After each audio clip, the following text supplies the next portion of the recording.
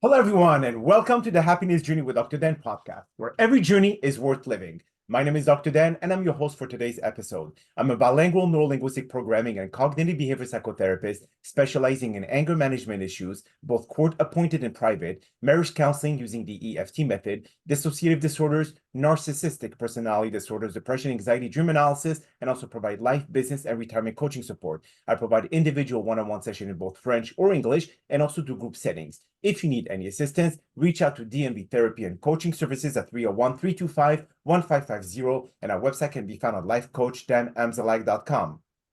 Today, I'm very excited to have for our 8th episode of season 23, a very special guest, an expert in punishment-free parenting, Rebecca Woulfe. And just like every of my past episode, I will leave it up to the guests to properly introduce themselves, as no one can do a better job. Rebecca, the floor is yours. Great. Thank you, Dr. Dan. It's so great to be with you today, and I'm happy to share some information for your listeners. As Dr. Dan said, my name is Rebecca Woulfe, and I am a parenting coach and mentor. I have a book that provides a foundation for what I work with, and that is the gift of a punishment-free childhood. It chronicles my journey raising my children without punishment, also provides tips and tools for parents, a little bit about why we would want to raise our children without punishment, and of course, some conversations about how do we take care of ourselves. So I'm excited to be here today. I have been doing this work for over 20 years, and I really appreciate being able to work with parents and helping them really just have a happier, healthier family life. Beautiful. Well, Rebecca, thank you so much for being here today. And I'm going to ask you a very challenging question all through the podcast. So just be ready. And I know this is a very sensitive subject, or I would say topic, due to the fact that parenting, especially based on our own childhood, we may be raised in an environment where our parents were very, very strict. Our spouse has been living in an environment that the parent was very lenient. So in your practice, if you come across, especially in writing your books, do you consider the cultures based on how people were raised, their culture on how to raise their kid, how to implement punishment to be able to make sure that they understand what they did wrong? So what is your stake on that? Yeah, absolutely. Culture permeates all aspects of our lives, including parenting. And there's actually a section where I talk about the different cultures across the globe, right? From, a favorite resource that I found suggested that in Israel, there are actually like we have a child care center. They have centers where parents can leave their children overnight, their babies, so that they can get a good night's sleep, right? Which is something so foreign to what we would do here. But I'm like, wow. And looking at cultures that have already adopted very much a punishment-free approach, looking at how our culture really has more of a hierarchy and authoritarian approach to how we live in general, right? Most of our institutions are very hierarchical, and how that actually influences how we parent.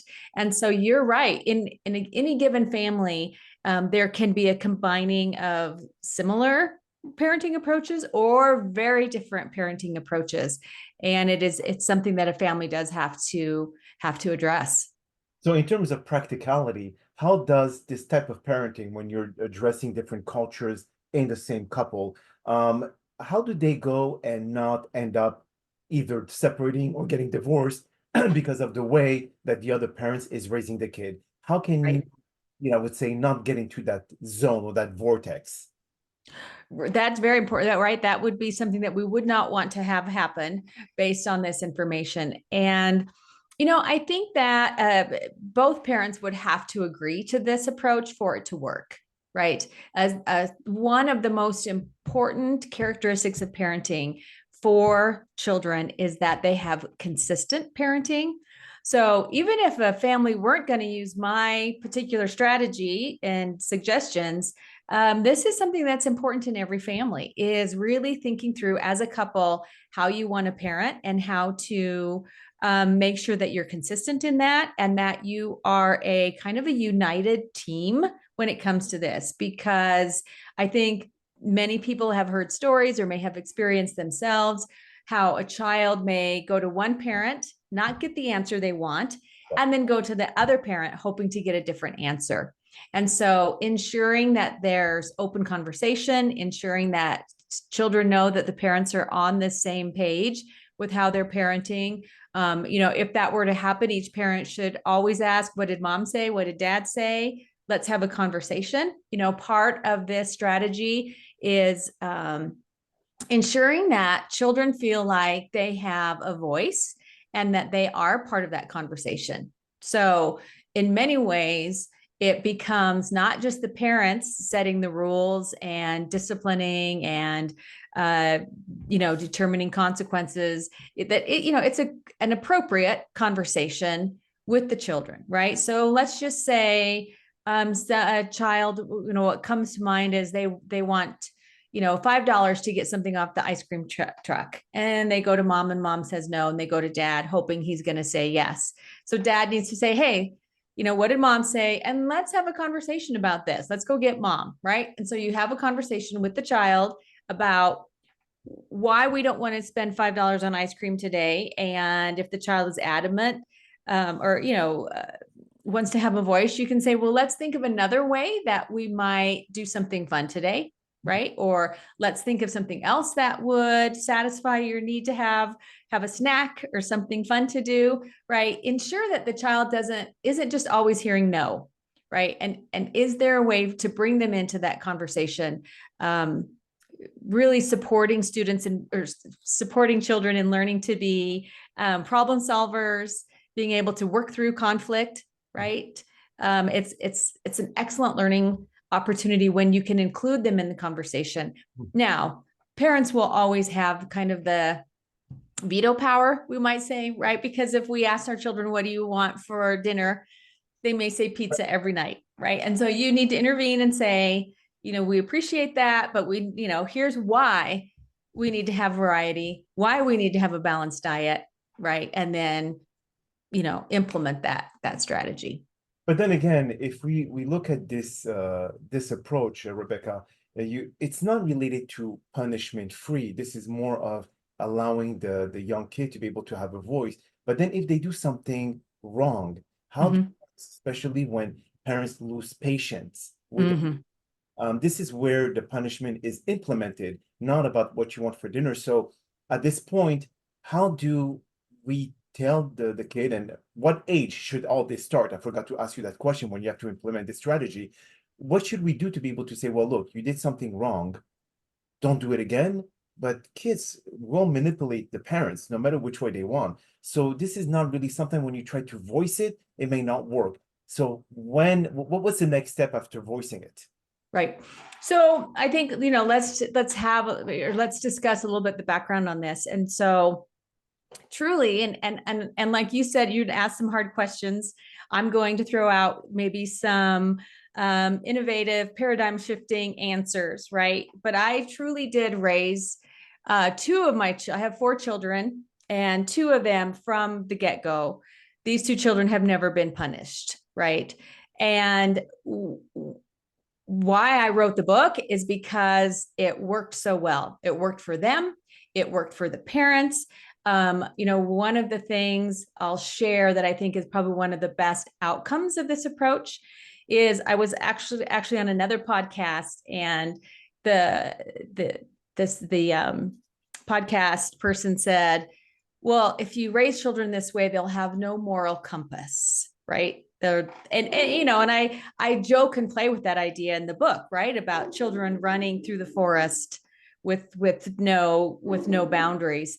And one of my daughters who went through this heard that and was completely incensed. And she said, not only do I have a moral compass, but when I do the right thing, it's because I know internally that it's the right thing to do. I'm not externally motivated to do the right thing.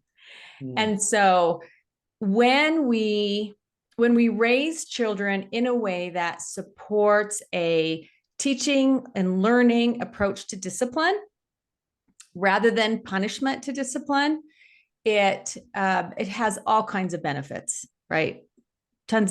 All kinds of benefits, not the least of which is that they are internally motivated to, in essence, do the right thing.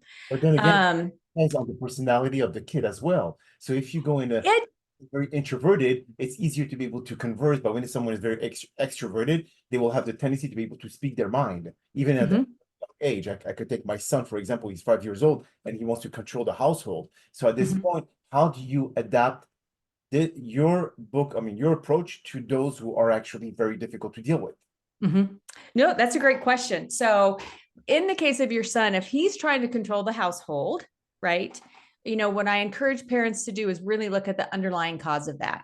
Why is he trying to control the household, right? My first instinct in that situation would be that he feels like he has no power. And, I often use the hand pushing exercise, right? If you put your hand up next to mine and I push, you're going to push back. And so he is, children don't, parents think that children are trying to manipulate them and that they're scheming and that they have this idea that they're going to get the best of their parents. We're giving our children way too much credit when we think that. Their brains, until they're probably 12 years old, aren't capable of that. They're not capable of thinking through, if I say this or do that, I'm going to get this, right? They're just responding from their own experience, right? And I think that's the number one, not number one, but something that I like to ensure people begin to understand is children don't set out to misbehave, right? They really don't. They don't get up in the morning and say, what can I get away with today? How can I make my parents angry? They really don't. They are responding out of their lived experience. And so it's important as parents that we don't take the actions of our children personally. It's not an attack on us. It's not them trying to get at us. It's them responding to their world. So in the case of a 5-year-old who really is acting like they want to control the whole household, they probably are feeling like they don't have enough power. And so ironically, what I would say is start giving that child more power, right? Give them a say. If you're struggling at bedtime to get them to go to bed, have a conversation. Don't say things like, if you don't go to bed right now, I'm going to take away your favorite toy, right? That's just going to make them more angry and make them feel less in control, less power. When we use punishment, right, we are disempowering our children, right? Because we're bigger, stronger, and control the resources. They have to do what we say until they're teenagers. When they're big enough and are able to get their own resources, right? Then that's why sometimes those teenage years are so challenging. They finally feel like they can truly push back. But then again, Rebecca, if let's say giving them more power, doesn't that mean that there's less boundaries? No, not necessarily.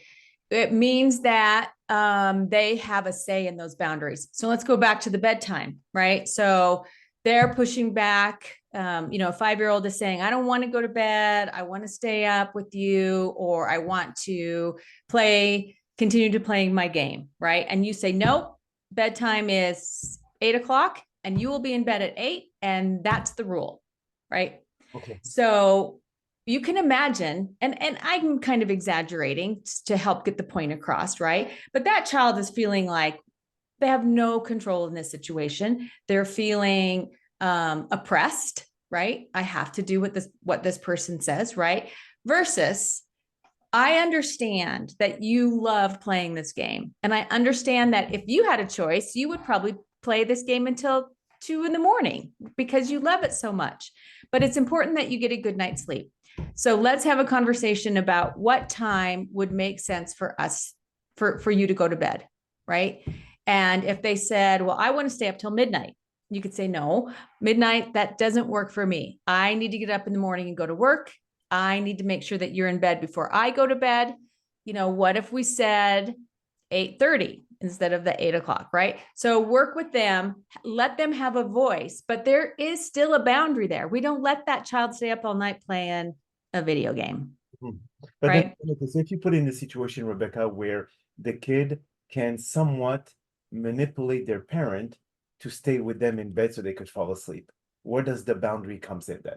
Okay, another great question and very common, right?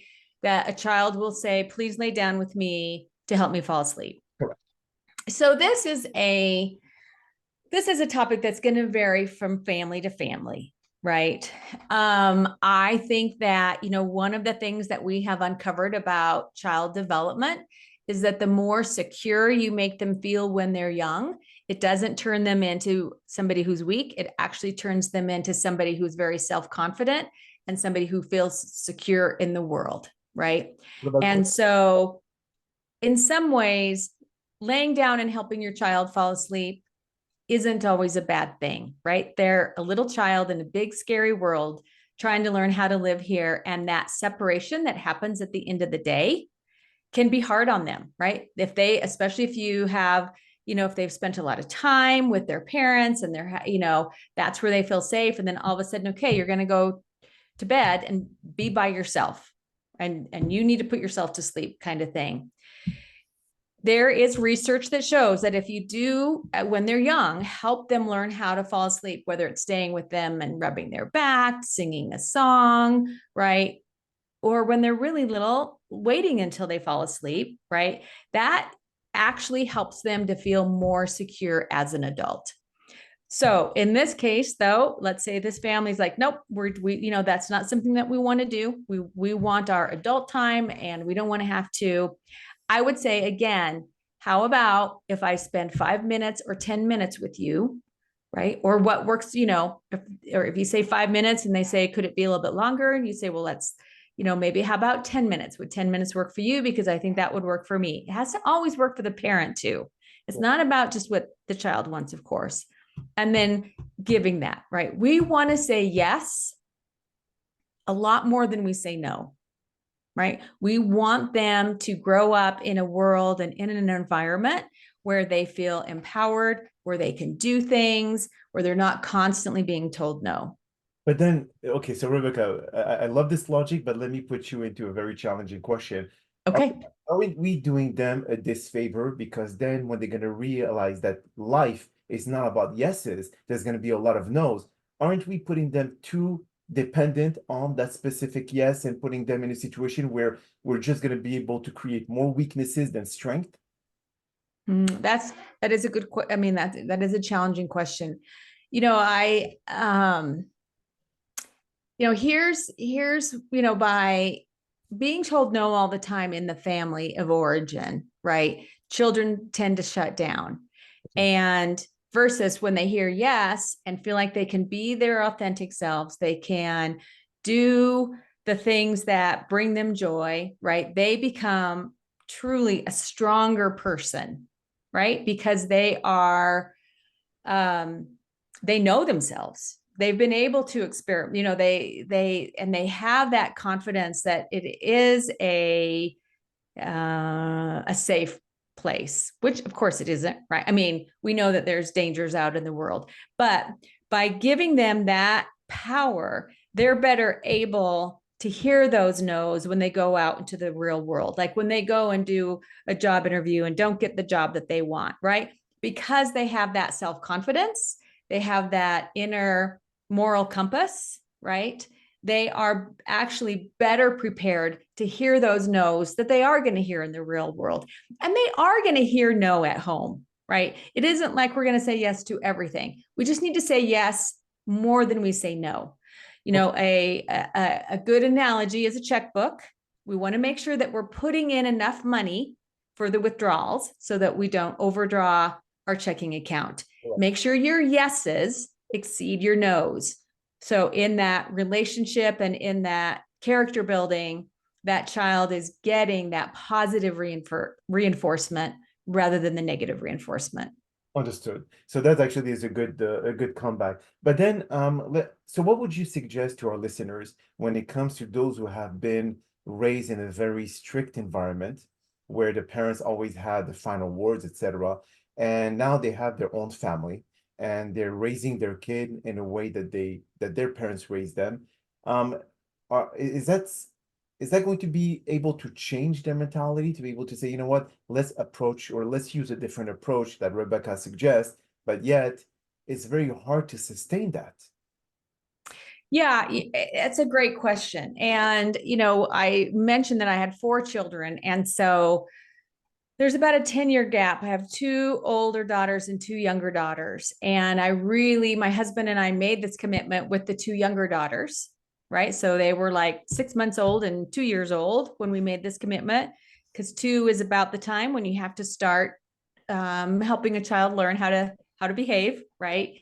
But the older 2 daughters were 10 and 12, right? And they had traditional, and in fact, some of the challenges I had as a parent with them, right, is it was part of the motivation for doing this. I had lots of motivations, but that was part of it. And so we did switch, right? Because you can't punish some kids and not some kids in the same household. So the first is you do have to make a commitment to this.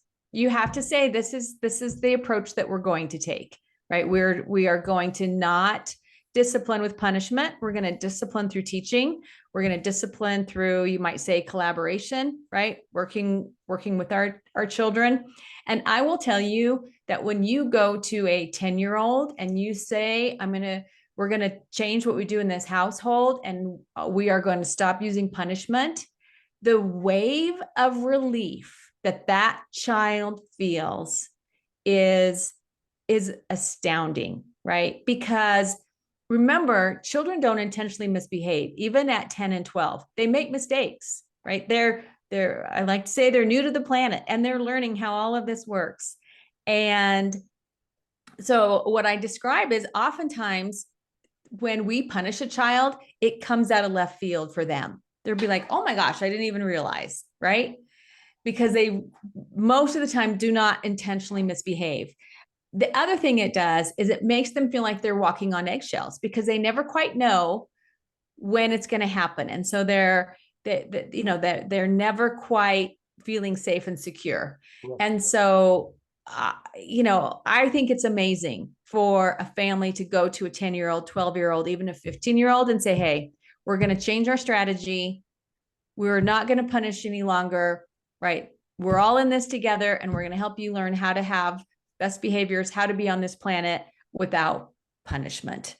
Now, I will say there are instances where if a family has been very, very strict and lots of punishment and even, maybe even severe punishment, they have probably created a relationship with a child that has very little trust, right?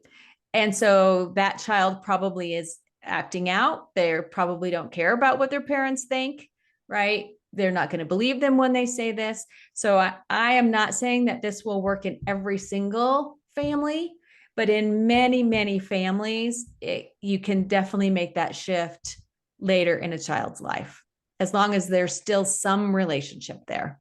So would you say, Rebecca, that if let's say you start the kid at 2 or 3 year old with that strategy that you're offering right now or that you're presenting, do you think that reduces considerably the amount of lies that the kid will give you when they're older or when they're teenagers? Because there will be no fear of any consequences if you do the punishment-free parenting. But then again, if they could not decipher what's right or wrong at a young age, then they're going to continue with the behavior knowing that there's not going to be any repercussion. So when you talk about punishment-free, is there some leeway behind that? Yeah, so that was one of those questions where there's lots of questions in one question. So to start with, definitely teens don't feel like they have to lie. And if you think about the teenage years and all the challenges that our teenagers face, it's much better if they have a parent that they feel safe going to, whether that's sexuality, whether that's drinking at a party, whether it's drugs that they might see at school, right? They have much harder choices to make as teenagers than they do at 2 or 3.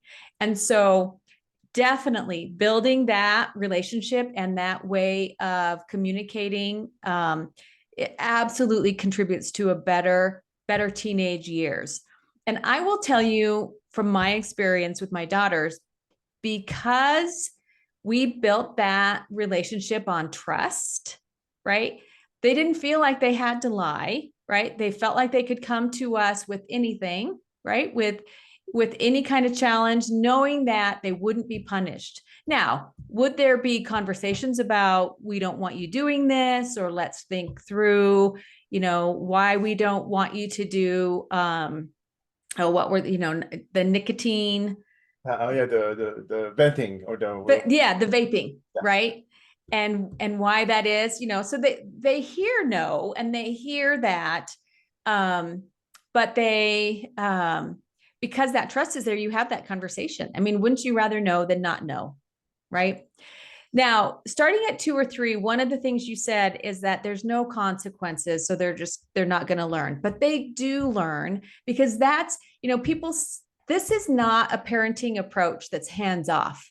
In fact, I would say, and I don't want to discourage people, but I would say that this approach to parenting can be more challenging. One, because it isn't natural. Most of us were not raised this way. Our natural response, like if we're just angry, like you said very early, our first response is going to be to punish, because that's what we know. So you have to stop yourself. And then you have to be creative. I probably say that a dozen times in my book, right? Is for this type of approach to work, sometimes you have to have very creative thinking on how to approach situations, but it's not hands off. It's very hands on. And you are teaching them how to be in this world, and that there are consequences for misbehavior. It's just, I'm teaching them about that misbehavior and what is the right thing to do versus the wrong thing to do, rather than just punishing them for what's wrong. Okay. So if you could just give to all the listeners out there, just maybe like 3 tips to be able to get started, and how to transition from the old traditional way of raising kids to the approach that you suggest. Right. Okay. So I would say, as probably not what you would expect, but I would say my first tip is to think about yourself, right? So ensuring that you don't see your child's behavior as being an affront to you, right? So a lot of this parenting approach is about parents being the adult. And I mean the adult, not somebody who's going to respond by getting angry, not somebody who's going to be like, oh my gosh, my child doesn't love me, I need their love. Oh no, this has to be about the parent, being the adult, right? Knowing that this is a child that doesn't have anywhere near the cognitive abilities that we have. And then also self-care, right? Making sure that parents are taking care of themselves. They have friends, they have hobbies, they have as a positive relationship with their partner, right? Because all of that is going to bring your best self to this parenting. So that would be tip number 1, right? Tip number 2 is you have to make a commitment to this. You have to say, we are not punishing. I've had the question, well, could you punish sometimes and not punish at other times? It's like, no, right? Ideally, this has to be an all or nothing. Now, will we make mistakes? Absolutely, right? We absolutely will slip up. But your commitment to this parenting style really has to be consistent, because as soon as you start consistently punishing, your child's going to say, they're not going to believe it, and everything will go back to how it was. And then I would say the third tip I would give to parents would be that, the most important thing that your child needs from you is your love and compassion, right? And to ensure that whatever you say to them, whatever you do with them, that it is coming from that place, right? So be calm, be creative, be caring, and be compassionate, right? And that's where we're going to build that relationship, and we're going to create that little human that is confident, that will grow. I mean, one of my biggest motivators is wanting children to grow up into adults who have healthy relationships with other people. That's so true. And where can people find your work or your book, Rebecca? Sure. So it's available on Amazon and Barnes and Noble, so online. And again, the title is The Gift of a Punishment-Free Childhood. and would love to have folks purchase that and give it a try. Beautiful, beautiful. Well, Rebecca, on that note, that is all the time that we have for today's podcast. I really appreciate you taking the time out of your busy schedule to join us. And thank you again for participating and inspiring our many listeners with your incredible strategies. Now, we hope that you've all enjoyed today's episode. And I'm so very excited about the many upcoming guests that we have scheduled for season 23 of the Happiness Journey podcast, filled with inspirational stories just like the one that you listened today. Now, here are some concluding words of wisdom. Punishment-free parenting focuses on guiding children with understanding, empathy, and respect. It nurtures trust and open communication, allowing kids to learn from their mistakes without fear. This approach encourages positive behavior through connection rather than control, fostering emotional and intelligence and self-discipline. By creating a safe, supportive environment, children feel empowered to grow, explore, and develop their full potential. Punishment-free parenting builds a foundation of love and mutual respect, shaping confident, compassionate individuals. My name is Dr. Dan Amzalag, and you may all keep pursuing your amazing journey in life.